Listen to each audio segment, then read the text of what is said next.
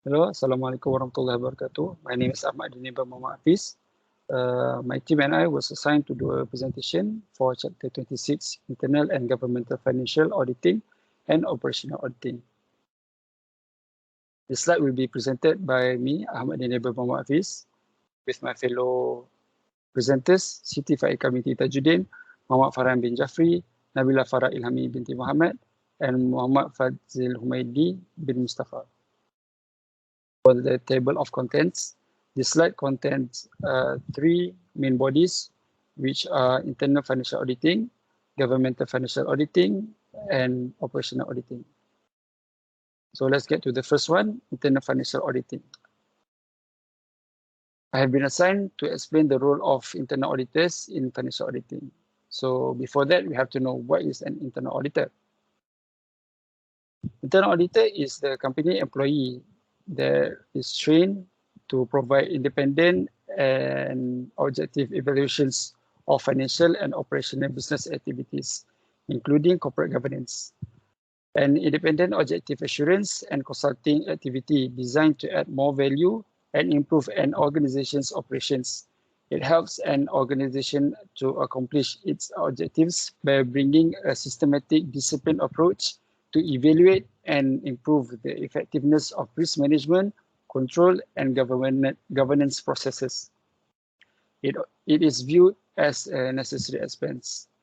An internal audit is a mandatory requirement for all companies listed on the Bursa Malaysia, or known as Malaysian Stock Exchange. So what body is responsible to supervise the internal auditors?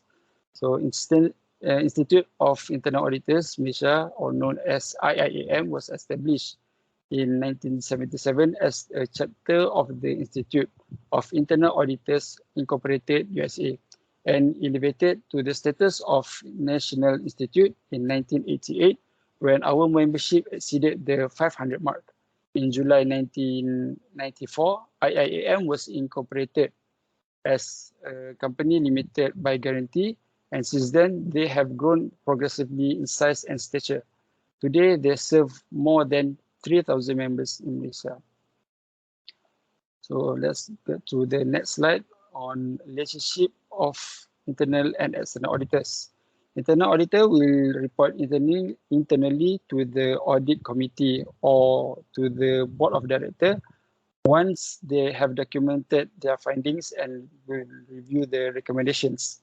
As for the external auditors, they will report primarily to the stakeholders of the company, which could range from its owner to the general public.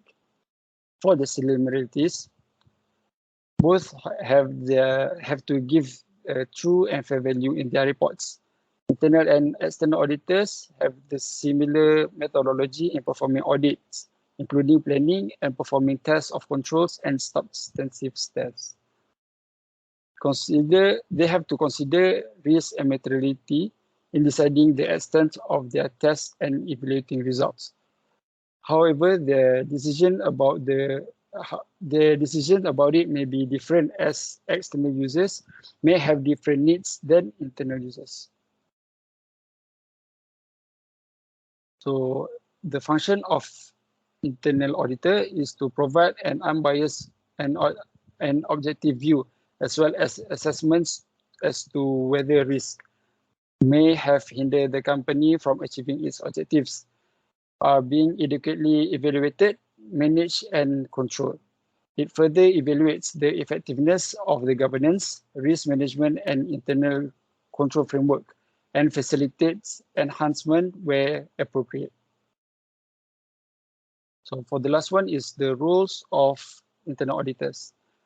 Firstly, they have to safeguard properties, assets, and stores. Secondly, secure an effective check on assessment, collection, and proper allocation of the revenues and other receipts.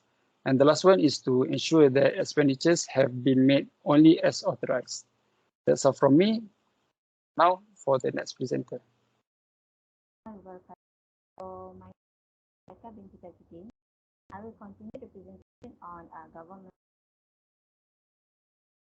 First of all, it's about Jabatan Audit Negara. Audit manual was published by the JAN, which is become the primary source of authoritative literature for performing government audits. Next is about audit manual. So first, what is audit manual? Audit manual outlines the authority and scope of the internal audit function, document standard, and also provides cohesive guidelines and procedures. And these guidelines also promote the consistency, stability, continuity, acceptable performance standard, and a means of coordinating the efforts of audit staff effectively. And in audit manual also consists of first is the financial statements of governmental units, which is governmental fund reporting, which are focused primarily on the sources, uses, and balance of current financial resource, and often has a budgetary orientation. The second one is government contracts and grants. So first, government contracts are the contracts that are undertaken by the government for various purposes like construction, management, maintenance, and so on. And government grants is about an award of financial assistance in the form of money by the federal government to an eligible grantee with no exception that the funds will be paid back. And the third one is internal control. So as we know, internal control is a process for assuring of an organization's objective in operational effectiveness and efficiency, reliable financial reporting, and compliance with the law, regulation, and policies. The fourth one is fraud, where fraud in audit is when an entity is found to have illegally altered financial statements to manipulate its financial health or to hide the profit or losses. And the last one is other non-compliance with laws and regulation. So this non-compliance with law and regulation is acts of omission or commission to the entity, either is intentionally or unintentionally, which are contrary to the prevailing laws or regulations. An example of non-compliance is like collusion, forgery, or deliberate failure to record the transaction. Next is about Auditor General. So Auditor General is someone who is responsible to the public accountability by conducting independent audits on the accounts of federal government, state government, federal statutory bodies, and also activities such as activities of federal and state government ministries. So that picture is Nik Abdul Majid, which is the current Malaysian Auditor General since 23 February 2019. Next is about the responsibilities of Auditor General. So the responsibilities is responsible to do the independent audit on the federation, first the federation and the state, and then on the funds that established in the state or the federal territory according to the Article 97. And then the third one is public authorities. The fourth one is other corporate bodies in receipt of the grant or loan from federation or a state. And the last one is about on other funds. So the next one is about standard basis of audit and reporting requirements. So first is Audit Act 1957, which is this is an act to make provision for the audit of the accounts of the federation or of the states and of certain other authorities and specified bodies. The second one is Jabatan Audit Negara's practice and experience, which is being organized by the Jabatan Audit Negara themselves. And then the third one is standards that used by accounting profession, where accounting practice to enhance financial reporting practice in all the country. The fourth one is International Organization of Supreme Audit Institutions, INTOSAI, which is an intergovernmental organization where members are supreme audit institutions. So the last one is other supreme audit institutions. The next one is about financial auditing and reporting requirements, which is Yellow Book. First, what is Yellow Book? Yellow Book is known as a primary source of government auditing standards and contain a lot of information regarding audit, financial statement of government unit, and other compliance with the law and regulation. So I will go one by one. So the first one is materiality and significance. So this is the level of acceptable audit risk and materiality that can be determined by the sensitivity of government activities and their public accountability. And then the next one is quality control. which is any CPA firms or organization that follow Yellow Book must comply these two requirements, which is the first one is have an appropriate system of internal control and participate in the external quality control review program, and complete the 80 hours of containing professional education in each 2-year period, and at least the 24 hours out of the 80 hours of training, all the subjects all of the subjects are related to the government environment and auditing. The third one is compliance auditing, which is the audit must provide a reasonable assurance of detecting material misstatements resulting from non-compliance with provision of contracts and or grant agreements that have a material and direct effects on the financial statements. And the fourth one is reporting, which is when preparing an audit report according to the Yellow Book, the auditor must comply with this criteria, which is the first one must state that the audit according to the GAAP, and then the report must describe the scope of auditor's test of compliance, law and regulation, and internal control. And the third one, present the result of those tests or refer to a separate report that includes the information. So the next one is about audit and reporting requirements, Single Audit Act and OMB Circular A-123. So entities that receive more than $500,000 in federal funds are subject to a single audit even if more than one agency provided funds. So and budget, OMB issue a revised Circular A-123, which is audit of states, local governments, and NPO, non-profit organizations, to provide administrative guidance for implementing the single audit requirements.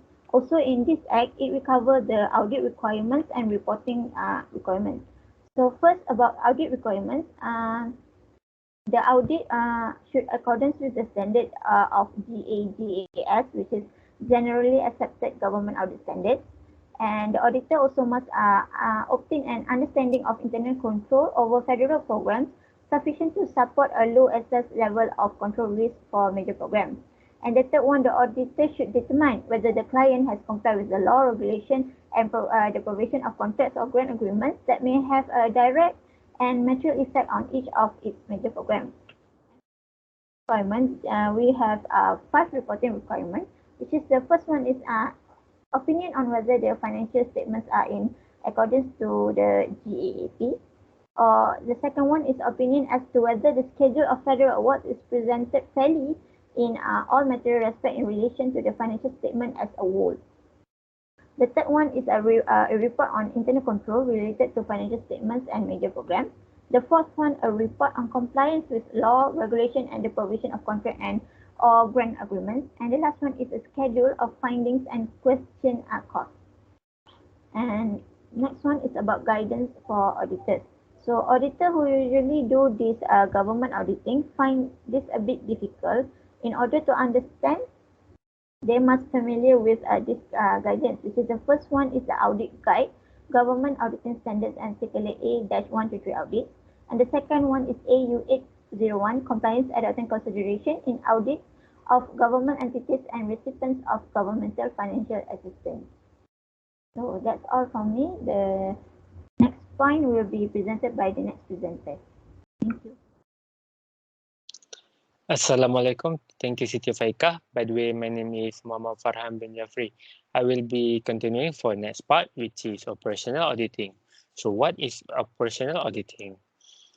Operational auditing is an examination of the manner in which organizations conduct business with the objective of pointing out improvement that will increase the efficiency and effectiveness.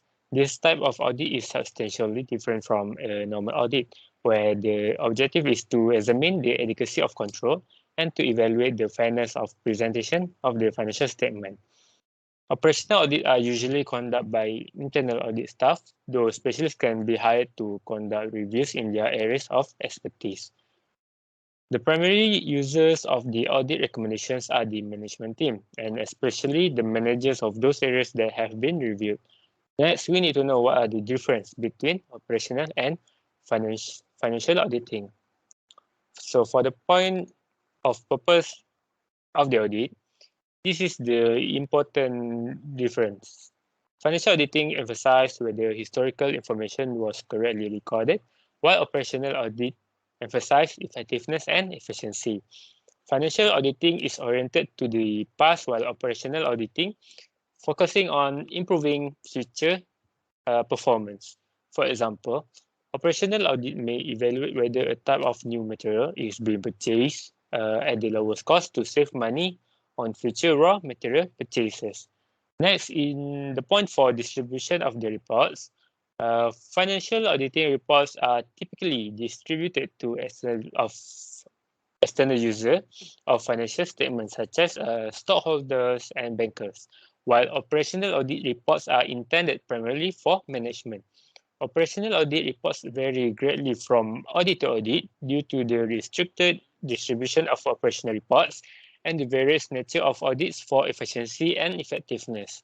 For the, for the next point, which is inclusion of non-financial areas, financial audits are limited to issues that have a direct impact on the presentation of financial statement, while operational audit covers an aspect of efficiency and effectiveness in an organization. I will give an example which an operational audit might address the effectiveness of an advertising program or efficiency of factory employees.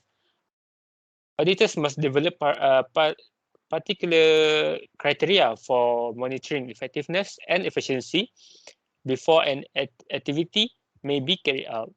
Effectiveness in general relates to achieving goals such as creating components that are free of loss.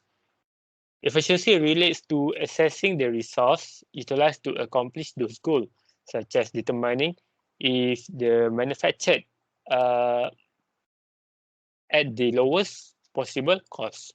Let's take a look at this table which differentiate between the financial auditing and operational auditing.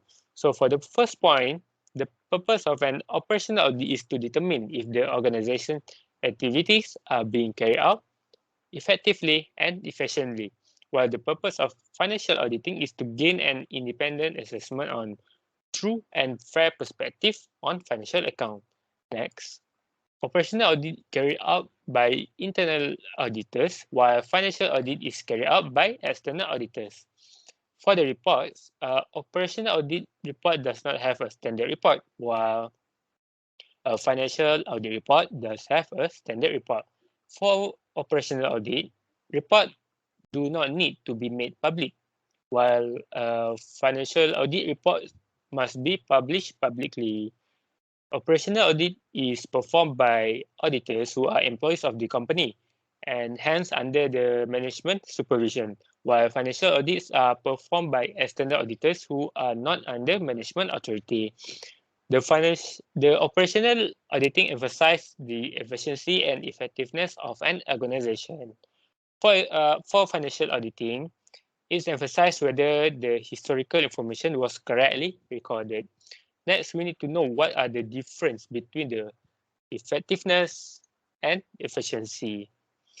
So for effectiveness, effectiveness refers to the accomplishment of objective.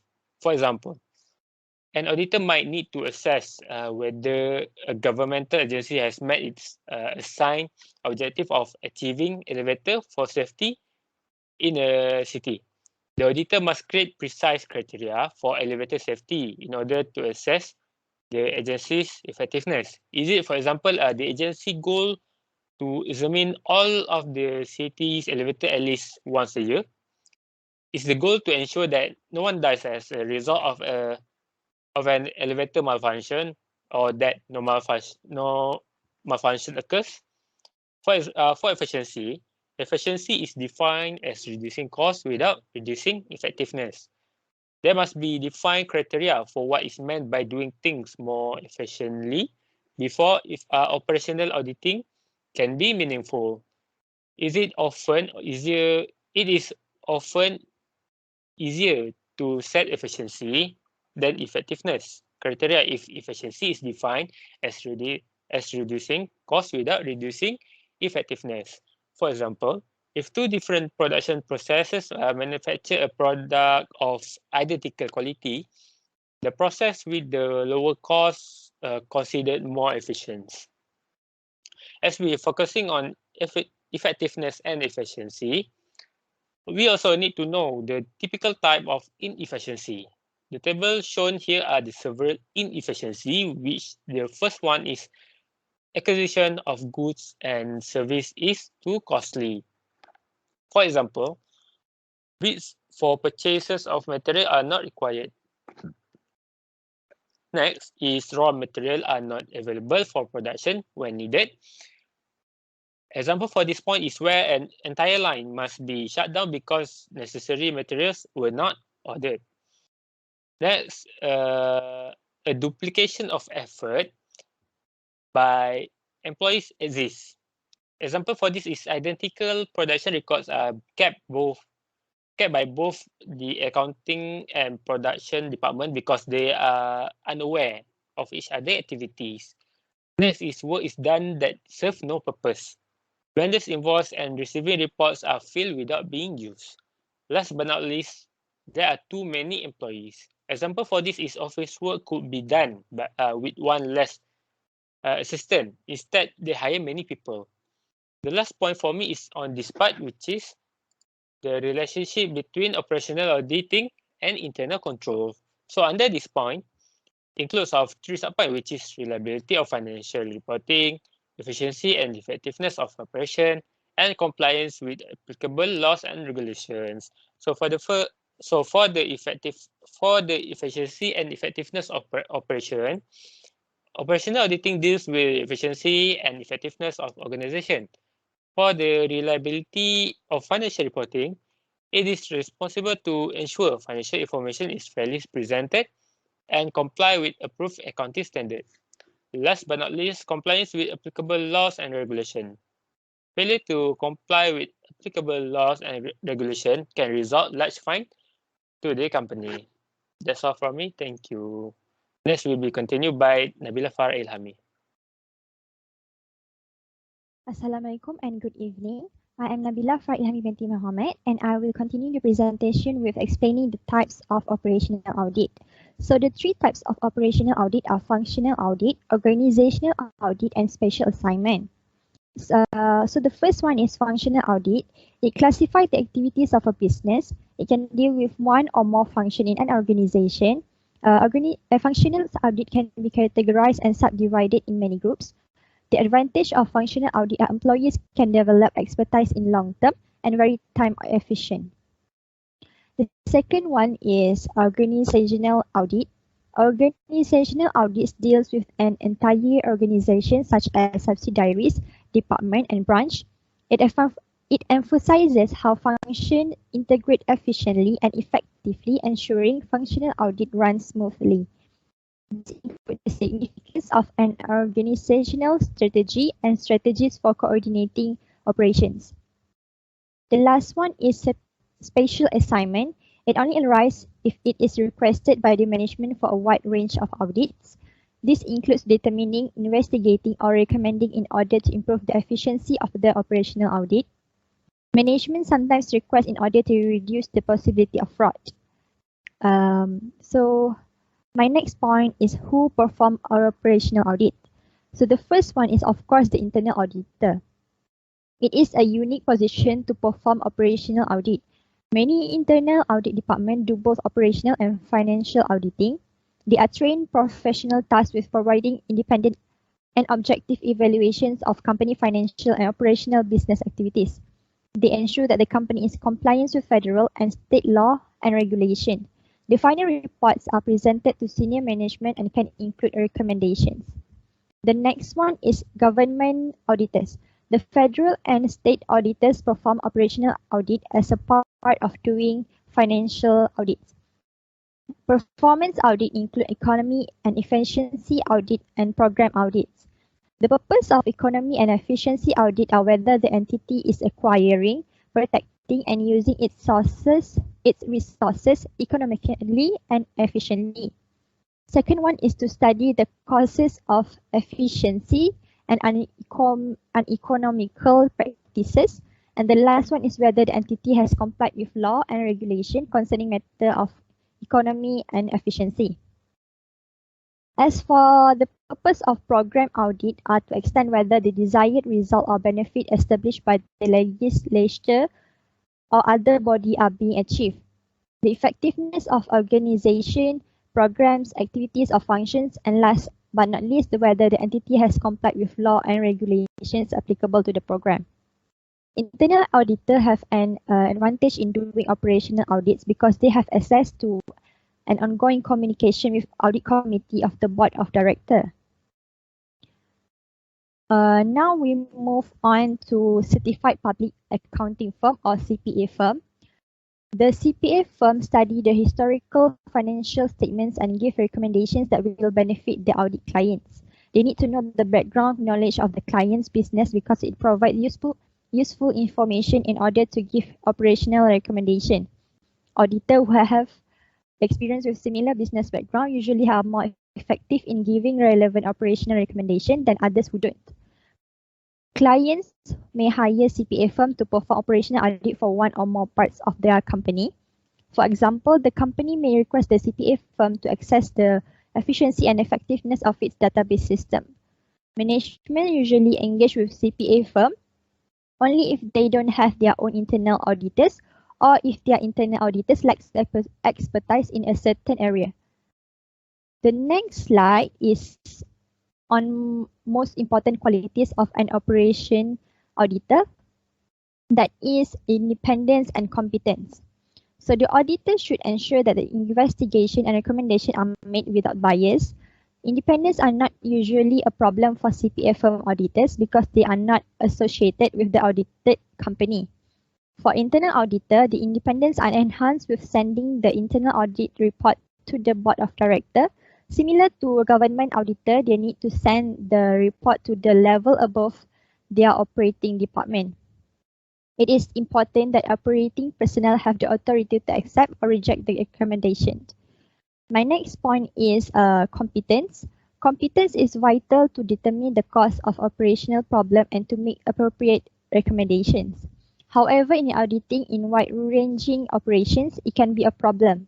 It can be difficult to find a qualified internal auditor who can evaluate both effectiveness of a marketing program and the efficiency of production assembly process.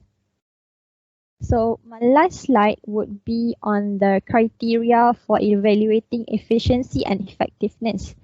The sources of criteria is to develop specific evaluation criteria for operational audit. Selecting specific criteria is a major challenge in operational auditing to determine whether there are efficiency and effectiveness. In auditing historical financial statement standards, it provides the wide criteria for evaluating fair presentation, and audit objective facilitate more specific criteria in deciding whether the standards have been followed. Most specific criteria are desirable before starting an operational audit. So the next slide will be continued by Humaydi.